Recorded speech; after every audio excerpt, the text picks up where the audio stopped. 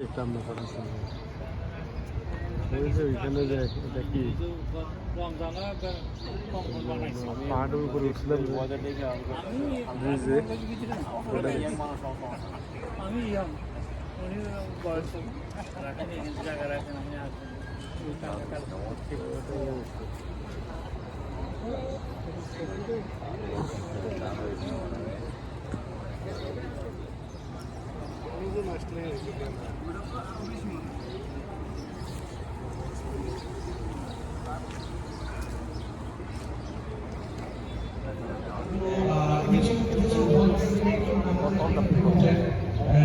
আপনাদের হাতে জায়নামাজ আছে, আপনারা একটু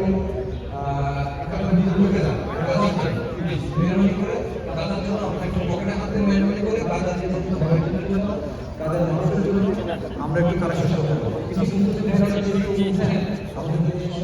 দেখো না আমাদের খোঁজখবর লয় না। আর এই হযরত ইব্রাহিম আলাইহিস সালামের স্ত্রী হাজরা আলাইহিস সালাম কি বললেন? ছেলে তো বারবার মায়ের কাছে জানতে চায় যে আমার বাবা কোথায়। উনি বলেন তোমার বাবা দাওয়াতি কাজে, দিনের দাওয়াতি কাজে ব্যস্ত আছে। সুবহানাল্লাহ। আমাদের মায়েদের, আমাদের বোনেদের কি করা উচিত?